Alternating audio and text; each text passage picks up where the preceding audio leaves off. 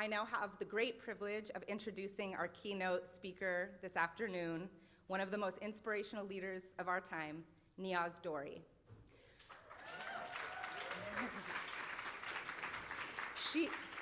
If you don't know Niaz is a community organizer for most of her adult life. She began working on fisheries and ocean issues over 30 years ago while at Greenpeace. She served as the coordinating director of the North American Marine Alliance in 2008, recognizing the similarities between the struggles of family farmers and community-based fishermen. One of the first things NAMA did after Niaz took the helm was to join the National Family Farm Coalition as its first non-farming member. In 2018, the two organizations entered into an innovative shared leadership model, putting Niaz in the new role of serving the work of both organizations and further cementing the relationship and interdependence between land and sea. Time magazine named Niaz as a hero for the planet for her work with small-scale traditional and indigenous fishing communities to fight against the corporate takeover of the ocean and privatization of the marine environment and fishing rights. She received the Institute for Nonprofit Practices Barry Dim Champion for Change Award in 2020, Spirit of Farm Aid Award in 2023, and James Beard Foundation Leadership Award in 2024. Please help me in welcoming Niaz to the stage.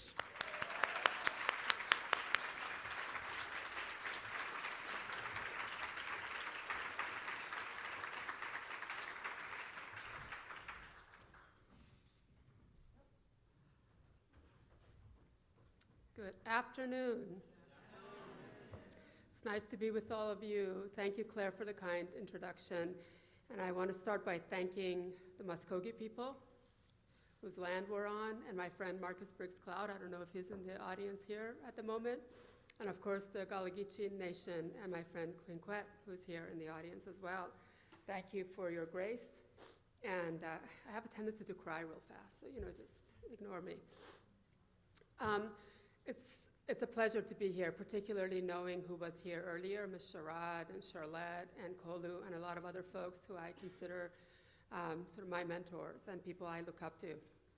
But it's really also difficult to be here without recalling last year's Sustainable Ag and Food System Funders gathering in Albuquerque. There were two particular plenary conversations that have stayed in my mind. One was Rudy Espinoza, who was here the day after National Guard had landed in LA. And he had a very emotional presence. And of course, we've seen all of that unfold around the country since then. And Malik Yakini, who invoked and brought into the room Grace Lee Boggs and her famous quote of "What time is it on the world clock?" And he left us with 2 minutes to fascism. And of course, we've seen how that's unfolded before us. So my heritage is Iranian, and of course, we know what's unfolding there at the moment. In the center of your tables, there are tea bags, but they're not tea. If you drink them, I can't tell you what will happen to you. Somebody suggested you may have vision, and you very well might. But in our culture, we have a ceremony very similar to the indigenous cultures here, where instead of burning sage, we burn frankincense and wild rue. And the idea is that you put the frankincense and wild rue in your hands, you think about your intentions, and then you put that in the fire. And the smoke from the fire is going to take your intentions up to the universe. And so I invite you all to take one. We're going to do a little ceremony together.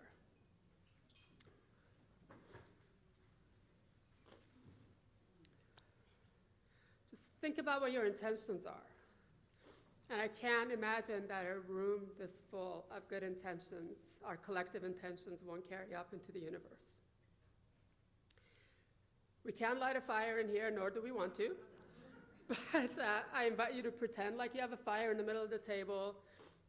After you're done thinking about your intention, add them all to each other and visualize that smoke going to the rest of the world. And please take them with you. When you get home, have a fire with your friends, with your family, with your community, and take that intention with you. And I'm hoping that our collective intentions will turn that clock back a little.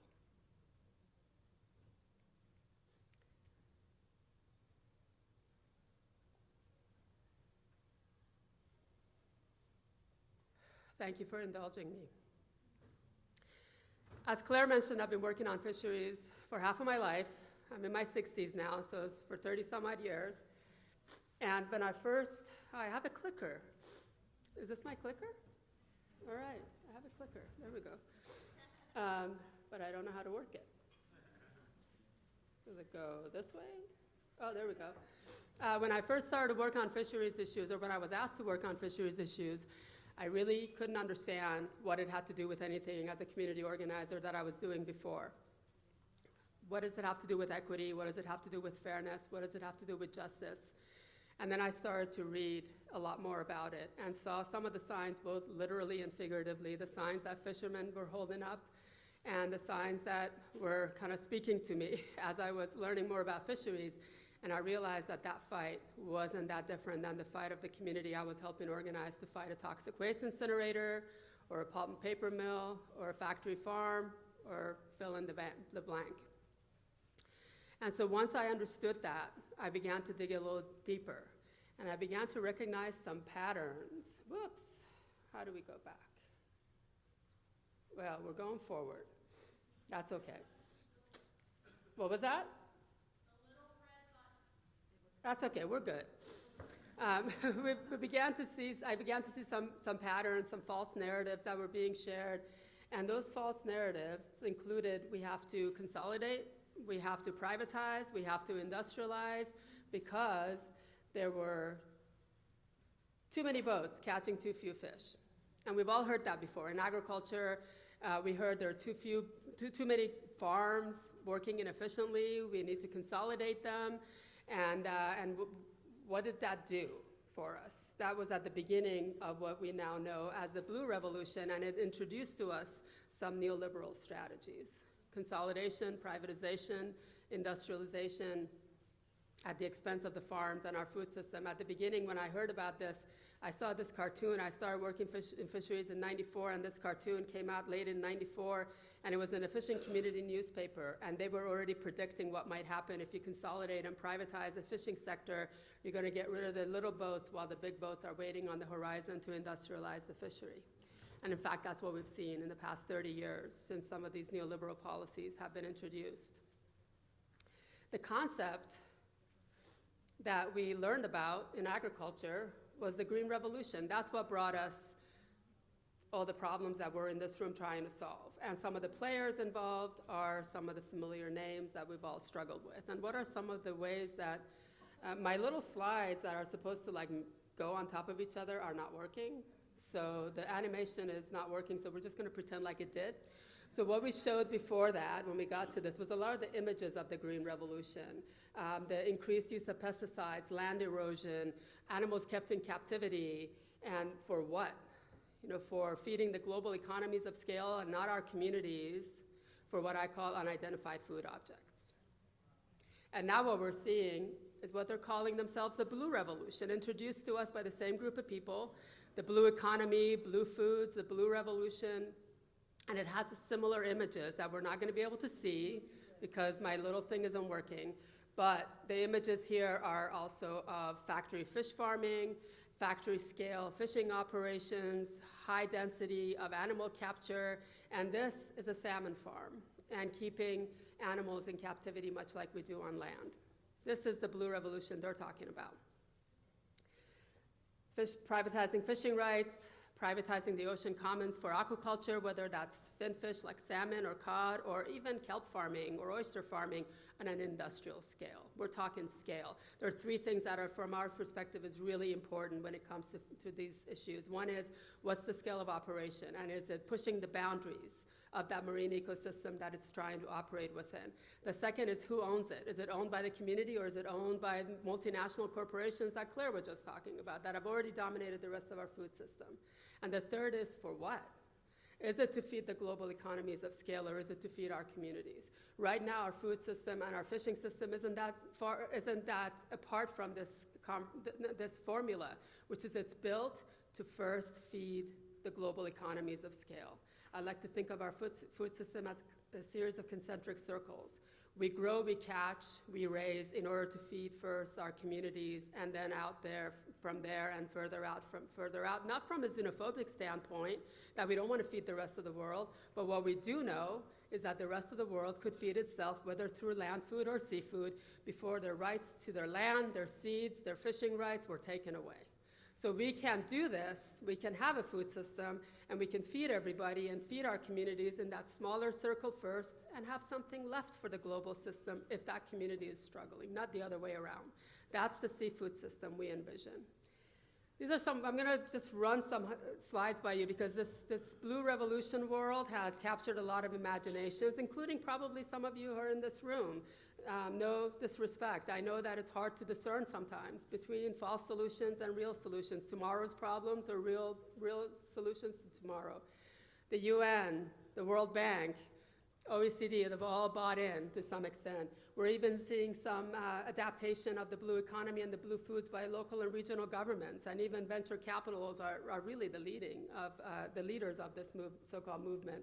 And there's issues around whether it's the privatization of fishing rights or even in agriculture. But what we do know is that the blue economy, the way it's being described to us right now, is really an extractive model. Through the privatization of fishing rights, fishermen are getting paid 7 cents a pound. In this case, it's a New England groundfish species, and they're paying rent to what we call a sea lord for $2.28 a pound to lease the rights to catch that fish. And this is not uncommon. As fishing rights have become privatized, whether the very first one in New Zealand with the Maori or right here in the Gulf of Mexico, and luckily the East Coast fishermen have fought this effectively. But in the Gulf of Mexico with red snapper, fishermen are in the red before they even get to the dock because of these fishing rights privatizations. And then we get to aquaculture. I'm not gonna make you focus on these too much. These are the ecological ones, was the last headline. This is the human cost of industrial aquaculture to the point where workers are actually demanding unions. This fish farm disasters, you don't have to take my word for it. If I could do it, I would click on this page and I would send you to you can click on this page on our website, Don't Cage Our Ocean, and you can go to a spreadsheet that catalogs just the last 2 years of fishing disasters amongst industrial aquaculture facilities. And then there is how much wild fish you're gonna need to feed a pound of salmon, and then who benefits from it. We've got the Cargills and the Mercks and the JBSs of the world and Cook Aquaculture and others benefiting from this extractive model, while communities that rely on the small fish that they take out of the water to grind up into fish meal are the victims. And the forests of Amazon that are being burned down to grow soybean, thanks to Cargill, who thinks that it's not enough to feed their cows and their chickens and their pigs with their soybeans. They now want to market it to industrial fish farms as a source of income for them, as if they need it. We don't have to take this. We do not have to take this. We know too well, we've seen too much. This is at the beginning of the blue revolution. We have the power to stomp it out. And I invite you to think about that. Don't buy the blue washing that's out there. I've actually got some stickers for all of you. There is a real, true blue RevolOcean going on, and this slide is not showing in scale. The rest of that says ocean. And I want to tell you a little bit about them. This RevolOcean is actually focused on values. We're asking you to think about the values you bring to what you eat from our land food system, the pigs and the chickens and the lettuce and the tomatoes, and apply them to what you eat from the ocean. There's some businesses that have come forth that are actually embracing those values. These businesses, we were lucky enough as an organization to help model the community-supported fisheries movement, which is obviously stolen from all of you who started the community-supported agriculture movement. In 2007, 2008 is when this was born. By 2011, we have these little maps on the local catch map. Fast forward to today, this is the map for the local catch. This is what the RevolOcean looks like, and I invite you to talk to Buck Jones over there, who sits on the steering committee of local catch, and he's here from the Columbia River Intertribal Fish Commission. Buck, you want to raise your hand so people know who you are, or stand up? He's a tall guy with a big beard. And these are some of the values that we're talking about. Again, you can go explore these on your own. And these are some of the businesses that are doing this work. I'm really proud to say these 5 businesses in particular. I'm so thankful to one of our funding partners, the Grace Communications Foundation, that decided to gift $1.8 million to support these 5 businesses so they can have cash flow, they can buy inventory, and they can move forward to building their businesses. If you're a funder, write them a check. I want to start with the top one, the Atlantic Seafood Fishermen's Cooperative or Harvesters Cooperative right here in Georgia. They're working to buy their own dock, build their own facility, aggregate their own fish, and market their own fish that's coming from primarily Black and Indigenous fishing folks in the South Atlantic region. Write them a check. We're talking about the Chatham Harvesters Co-op. That's the first co-op that was created with the intention of paying fishermen a fair price because much like farmers, they're not getting paid their cost of production. And that's on the Cape. Write them a check. The Quaney Fish Co-op in Rhode Island, the only co-op the co-op that's run by the only 2 people of color, fishermen of color in Rhode Island. One of them happens to be our board president, Jason, and he's of Bahamian ancestry. They're trying to build their own co-op that aggregates their community's small-scale boats catch. Write them a check. Shinnecock Kelp Farmers, a group of indigenous women that are working to essentially chelate. Thank you. Are you with them? I know them very well. Oh, excellent. I know Tella was supposed to be here, but she couldn't make it. They are essentially using what we might call chelation to clean the Shinnecock Bay by taking kelp, and by doing that, taking the carbon and nitrogen out of that ecosystem. Right?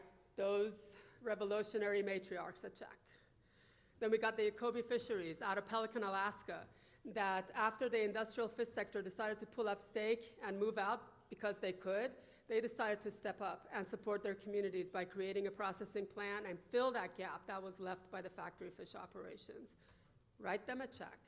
And they're not the only ones. There are many fishing businesses, if I can show you some more logos, that are doing the same thing. And these are just a fraction of these operations. And then if you want to work on aquaculture, there is a way to do aquaculture with values as well. Aquaculture is not a new thing. The Blue Revolution isn't teaching us something new. Aquaculture has been around in indigenous communities for millennia. We've just decided that we're going to industrialize that process too and give it a new name and pretend like we're saving the world with it. There is a way to have aquaculture, whether it's through seaweed farming, that report that's from the Seaweed Commons, or actual finfish farming or any other sort of aquaculture. And we have a website, the Atlas for Values-Based Aquaculture, that you can explore to learn more about that. And I'm really lucky to be working with our friend Adam Hymans on Resource Media. Adam, you can raise your hand if people don't know you, on a campaign to lift up these models a bit more and this campaign a bit more, and you'll learn more about that in the coming months, I hope. But no part of our food system is complete without us talking about the workers in the field, in this case, the fish workers. This is some historical stuff. This is a 1938 strike by primarily Black crab pickers, Black women crab pickers, who went on strike for over a month in order to protest unfair wages, unfair working condition, and demanding a union. To today, more contemporary times, with the National Guest Workers, I forget the last name, Alliance, representing shrimp pickers from the Gulf of Mexico. And the other photo is of a group of food workers, including fish workers, that we organized for the Food Solutions New England gathering a couple of years ago. Whether working on the deck of the boat or the floor of a factory, fish workers, seafood workers have the same struggle than land food workers do. From sexual harassment to wage theft to immigration raids to unsafe working conditions. They have the same struggles. And we need to remember that as we talk about food workers. So I'm really honored to have the next panel following this be of the land food workers to tell us more and teach us more about what's happening on land. But of course, no conversations about food workers is complete without bringing Ms. Dolores Huerta into the room and her famous words. So I invite you again to stomp out that blue revolution. Embrace the revolution. Thank you so much.